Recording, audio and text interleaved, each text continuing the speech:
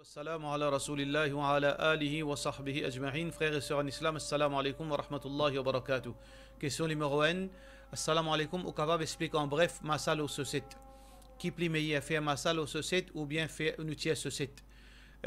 Première partie, sa question là. Qui plie meilleur? Définitivement, faire masal au société les plie meilleur parce que c'est une sunna.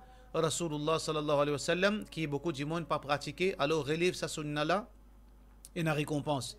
Et deuxièmement, à cause ban Shia, je considère faire masal au société haram. Alors nous devons relever sa sunna là et protéger sunna Rasulullah sallallahu alayhi wa sallam. Définitivement, on a plus récompense. Deuxième partie, sa question là. Et est-ce qu'il, avec ban société qui n'est pas couvert cheville, est-ce qu'il a le droit de faire massa? Ça veut dire une ban société qui lui arrête en bas cheville. Est-ce qu'il y a une condition qui société là bien couvert nos chevilles? Majorité ban ulama, les 4 imams, ont l'opinion que besoin couvert cheville, une société bien couvert cheville, là, masal est invalide. Mais il y a certainement ulama tels que Cheikh l'Islam Ibn Taymiyyah et aussi les autres ban ulama qui disent non, il n'y a pas une condition, gagne droit faire massa. Ça veut dire non, nous l'opinion c'est que meilleur éviter, pas mettre sa qualité société là si on a envie de faire massa. Question suivante. Si un démon n'a pas fait namaz, il risque de désobéissance. Est-ce qu'il pourra rentrer dans l'enfer pour tous les temps ou bien il est capable de rentrer dans le Jannat? Tout d'abord, si nous guettons la loi là seulement, si un démon n'a pas fait shirk avec Allah, il n'a pas rejet non rien quelque chose qui est dans dandine qui est fondamental, et mais seulement il fait désobéir à Allah, Inch'Allah, il est capable de rentrer dans le Jannat. Parce que Rasulullah sallallahu alayhi wa sallam dit pour un démon le jour du Qiyamah, il peut venir avec 7 dossiers remplis au péché. Et chaque dossier est grandeur jusqu'à où l'IG quantité de distance y aller, un dossier ça grandeur là. Et nazis tout péché là-dedans. Excepté shirk. À la fin, cette histoire-là, qui est Rasulullah sallallahu alayhi wa sallam dit à nous que Allah subhanahu wa ta'ala fin pardonner parce qu'il n'est pas fin faire shirk. Alors donc, si un démon n'est pas faire shirk, et il n'est pas fin rejet aucune chose qui Allah fin dit bien croire dans le Coran, il n'est pas fin rejet aucune parole de Rasulullah sallallahu alayhi wa sallam, Inch'Allah, il parle de Jannat enzo, même s'il visait passer un moment de l'enfer. Mais c'est mal la question qui se pose, si un démon n'a pas fait aucun, n'a pas pratique digne, il vit de désobéissance, qui s'en a fini qu'il est pour mourir avec Iman? Qui s'en a connu, qui s'en a été démon là pour mourir avec Iman? Faudrait pas nous dire non, moi je ne peux pas faire shirk, mais ça veut dire, moi faire tout péché, Inch'Allah, on parle de Jannat. Non, parce qu'il n'y a pas une personne qui garantit qu'avant la mort, il peut continuer à Iman. Qui veut dire un démon, il besoin de trappe sodine ferme, pratique sodine, tension qui, Iman quitte ligne n'importe qui est. Parce que si un démon il doit désobéissance, doucement, il peut coster avec kouf et il peut sortir en dehors de l'islam s'il n'est pas fait attention. Question suivante.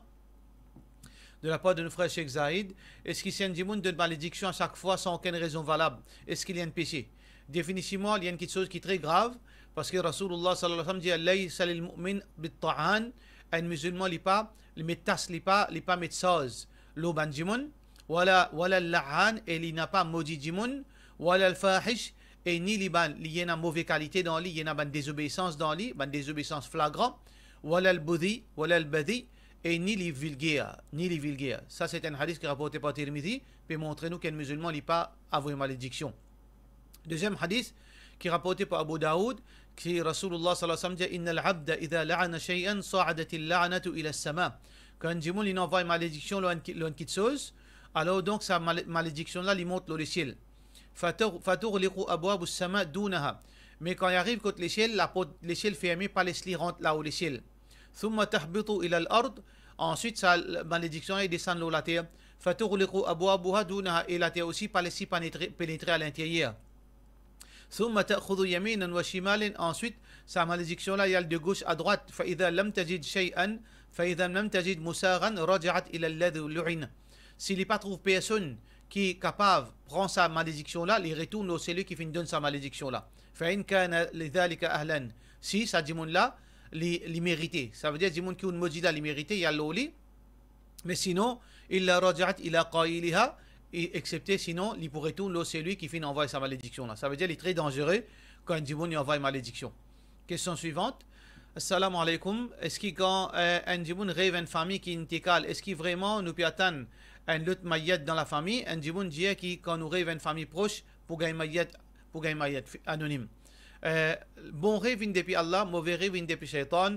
Parfois arriver un bon message qui Allah subhanahu wa ta'ala envoie pour du monde dans rêve, mais seulement les peines une science exacte. Parfois un démon est capable de rêver un amour, vraiment capable de un maillet. parfois capable de rêve l'amour, parfois il y a mariage. Alors nous pas, il n'y a aucun, aucune quelque chose concret dans le rêve, nous ne pas dépendre de nos rêves, nous cherchons protection avec Allah subhanahu wa ta'ala, nous demandons Allah le bien de tout ça qui nous rêve. Question suivante, de la part de nos frères, nous Mahmoud Anas. Salam alaikum, est-ce qu'il y a un droit écoute Mufti Mek sur une causerie? Et n'importe qui s'en a, Mufti Mek, ou bien Cheikh Bin Baz, ou bien Cheikh Albani, ou bien n'importe qui s'en a. Ça qui nous positionne en tant que musulmans, kullun yu'khadhu min qawlihi wa yurad. Tout le monde nous prend sa parole, si sa parole en conformité avec Coran et Sunna, sallallahu alayhi wa sallam, et nous rejette cette parole, si cette parole en contradiction avec Coran et Sunna Rasulullah sallallahu alayhi wa sallam. Ça veut dire si Mufti Mek peut cause, ban causer, qui peut n'a rien contradictoire avec Coran Sunna, écoute-lui, peut n'a problème. Mais si les pécos qui sont qui contredisent Sunna, n'a pas écouté. Mais seulement c'est une chose une question qui est posée. Est-ce qu'il est capable de différencier qui chose qui Mufti Mek peut causer une aérea, qui chose qui Mufti Mek peut causer qui peut une aérea. Là, la question qui se pose. Alors donc, aussi longtemps qu'il ne pas connaît moi, est-ce qu'il Mufti Mek ne pas écouté, est-ce qu'il les causes quelque chose qui ont des cadre, s'il n'arrive l'une des causes quelque chose qui ont des cadre, alors meilleur évite-les, meilleur éviter. Mais si jamais il fait une cause qui sont en déocade, et on écoute les peines, aucun problème, aussi longtemps ils suivent le Coran et Sunna Rasulullah sallallahu alayhi wa sallam. Question suivante, est-ce qu'il y a un droit à voter dans un pays démocratique? Normalement, voter kufr, c'est un acte de mécréance. Mais seulement un dimoun d'une minorité islamique, il a un droit à voter pour une seule raison. Pour empêcher parti qui plie anti-islamique vienne au pouvoir. Ça veut dire, si par exemple nous besoin voter dans l'île Maurice, nous ne pouvons pas voter à cause de voter gain droit. Nous pouvons voter pour faire lesser evils. Ça veut dire qu'il y a deux partis, un est 100% anti-musulman, l'autre là, est 75% anti-musulman. Ça veut dire que nous pouvons voter ça 75% anti-musulman là, pour qui l'autre là pas faire moi dito, pas faire la communauté dito. Dans ce cas-là, oui, gain droit à voter. Question suivante, question de la part de M. Chabniz. Est-ce qu'il est capable de laisser les enfants des dessins animés, dans des dessins animés et dans la musique? Un enfant a un droit à des dessins animés, mais seulement parents là, les bizarres, là, dans présence, ces enfants-là, quand il y a la musique, ils baissent li. Ils font tarbiyat ces enfants de sa façon, là, ils expliquent que la musique haram, alors ils font ces enfants-là, ils même baissent la musique là, ils éduquent. Pas juste donnent l'autre, mais les capables entraînent ces enfants pour comprendre que la musique haram, alors quand il y a la musique dans des dessins animés, ils baissent li, Inch'Allah. Question suivante de la part de nos frères MG Mercedes. Cheikh, quand un djimoun, il est dans ICU, dans coma, ce rouh coûte aller. Ce rouh la même. Ce rouh pas sorti quand il est dans ICU. C'est seulement quand les mots qui sont rouh, ils sortent, ils quittent l'école là définitivement. Tant qu'il n'est pas encore mot, il est dans ICU, il est dans coma, ce rouh, il reste avec lui-même. Question suivante. Est-ce qu'il nous a le droit de dire Muhammad sallallahu alayhi wa sallam fin mot? Allah subhanahu wa ta'ala dit ça. Pas moi qui dis ça. Allah subhanahu wa ta'ala dit innaka mayyitun. Certainement, tu pour mot. Alors, Allah subhanahu wa ta'ala encore peut dire afa immata ou qutil. Si Rasulullah sallallahu alayhi wa sallam mot ou bien il est assassiné.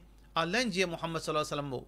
Allah subhanahu wa ta'ala dit kullu nafsin dha'iqatul maut. Tout créature vivant besoin goûte la mort. Et Muhammad sallallahu alayhi wa sallam ballen l'anti-ali. Je pas l'anti un djimoun vivant. Parce que si un djimoun anti un djimoun vivant, c'est un crime. Alors Muhammad sallallahu alayhi wa sallam faut dire une mot pour qui est un anti-ali. Mais la question qui beaucoup de djimoun fait confusion, la mort c'est quoi? La mort c'est pas une humiliation ça. La mort, c'est-à-dire, Ruh quitte l'écho définitivement. C'est ça qui appelle la mort. Alors donc, Ruh fin quitte l'écho Mubarak Rasulullah sallallahu alayhi wa sallam définitivement. Le dunya, dans Barzakh, ce Ruh retourne de son écho. Mais le dunya, il fin quitte ce Ruh définitivement, ça veut dire ça c'est appelé la mort. Alors, question suivante. Si arrivé ou passe côté une toilette et dans la toilette là, de l'eau peut robinet peut ouvrir.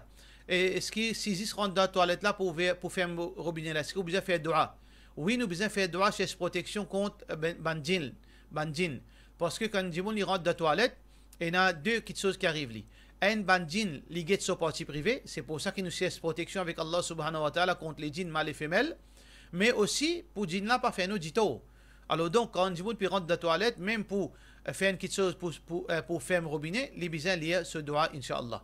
Question suivante. Salam alaikum. Ustad, si un fille ou garçon converti embrasse l'islam, est-ce qu'il est bien sans ce nom? Oui, il est bien sans ce nom. Parce que le prophète sallallahu alayhi wa sallam, quand un sahaba embrasse l'islam, il sans ce nom. Est-ce qu'il a un droit sans ce nom? Non, pas un droit sans ce nom.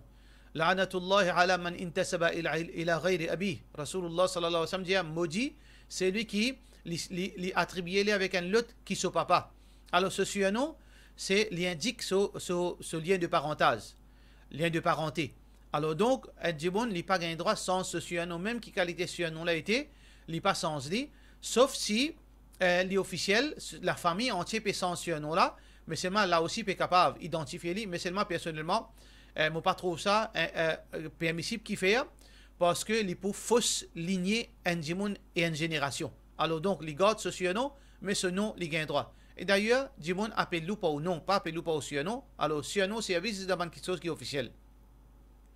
Est-ce qu'il est vrai que notre prophète Mohammed sallallahu alayhi wa sallam dit qu'il les musulmans pour diviser en 73 parties et un groupe pour dans le paradis et les restes pour dans l'enfer? Ce hadith-là, ستفترق أمتي على 73 فرقة كلها في النار إلا واحدة. Une partie là-dedans et une divergence entre les ulama sur l'authenticité. Qui partie qui a une divergence? كلها في النار إلا واحدة. Tout pour dans l'enfer excepté une seule partie. Ça bout là, il y a une divergence entre les ulama, il y a beaucoup de savants qui disent ça bout là pas authentique. Mais même s'il est authentique, qui veut dire ce hadith là peut montrer nous que la communauté musulmane pour diviser en plusieurs groupes. Là-dedans, tout pour mérite l'enfer. Qui veut dire tout pour dans l'enfer? Tout mérite l'enfer si Allah pas pardonne. Ça veut dire si Allah pas pardonne. Mais sauf que Allah subhanahu wa ta'ala fait dire seulement c'est lui qui fait shirk qui parle dans l'enfer pour tout le temps. Alors donc, si un musulman il fait bid'a, demain il calcule Allah, Allah subhanahu wa ta'ala capable de pardonner ou bien Allah subhanahu wa ta'ala capable de punir. Alors donc, 73 qui ont dit au cadre qui fait bid'a, je pour mérite l'enfer, sauf si Allah subhanahu wa ta'ala pardonne. Un seul qui mérite paradis, c'est lui qui fait suivre le Coran et Sunna Rasulullah sallallahu alayhi wa sallam. Par cela, Wassalamu alaikum wa rahmatullahi wa barakatuh.